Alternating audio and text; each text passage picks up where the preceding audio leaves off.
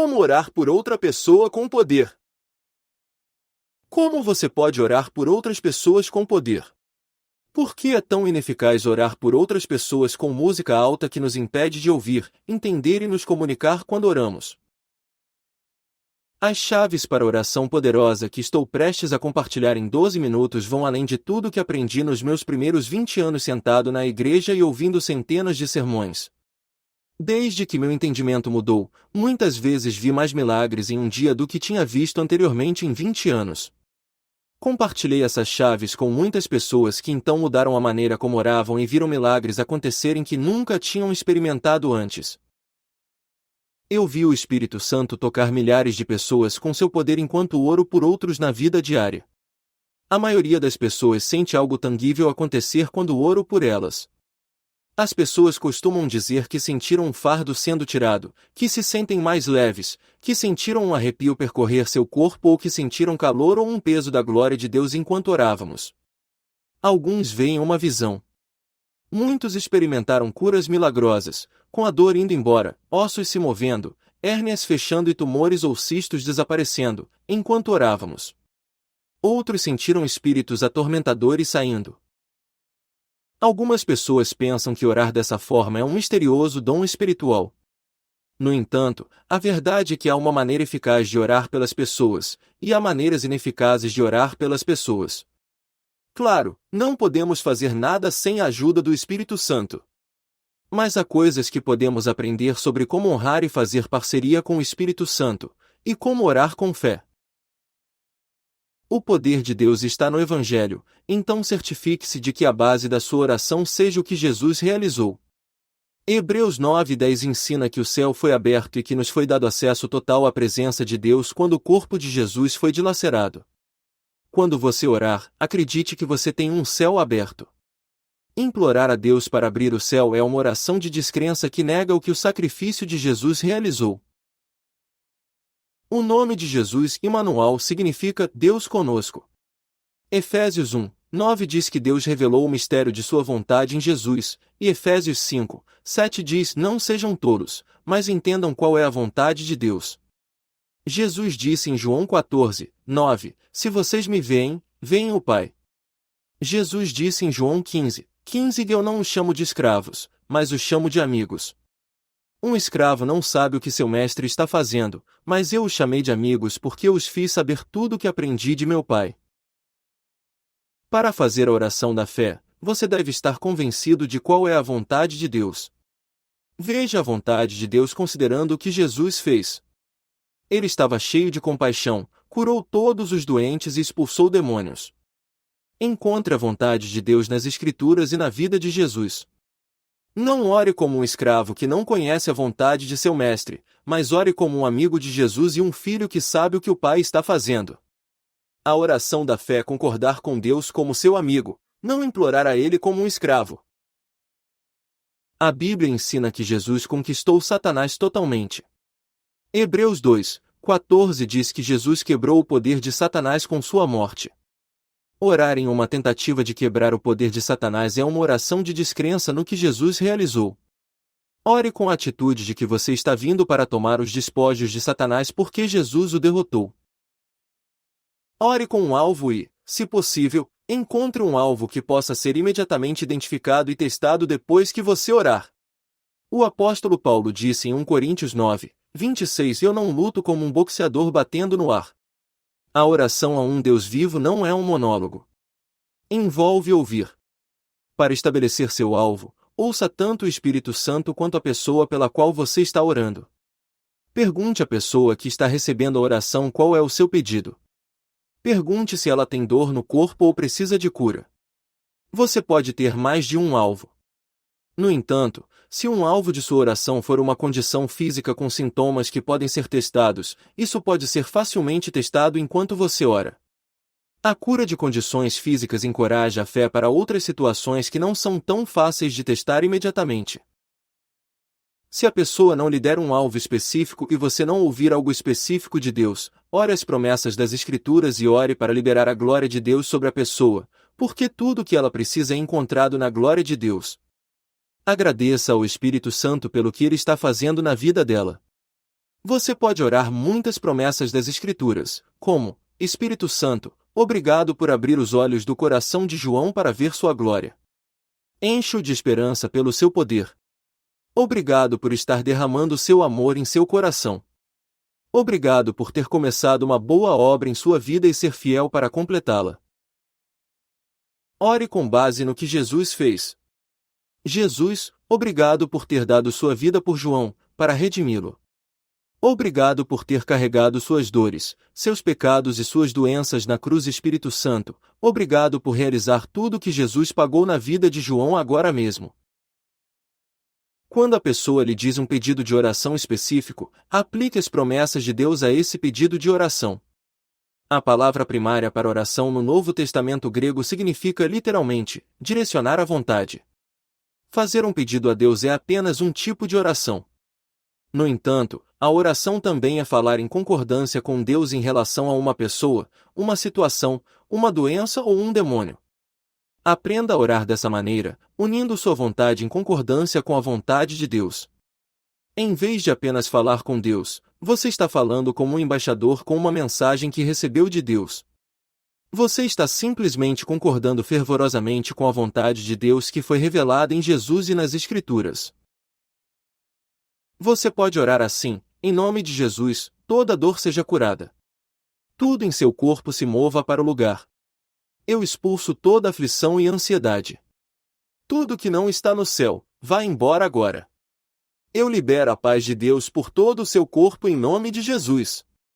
Que todo o propósito que Deus tem para a sua vida seja cumprido e que toda a montanha derreta como cera diante da presença do Senhor, em nome de Jesus. Espírito Santo, inunde João com sua glória. Espírito Santo, glorifique o nome de Jesus por suas obras poderosas na vida de João. O Espírito Santo pode lhe dar uma direção específica para orar uma certa escritura, ou ele pode lhe mostrar uma situação. Se você sentir que o Espírito Santo está lhe mostrando algo, confirme perguntando humildemente à pessoa que está recebendo a oração.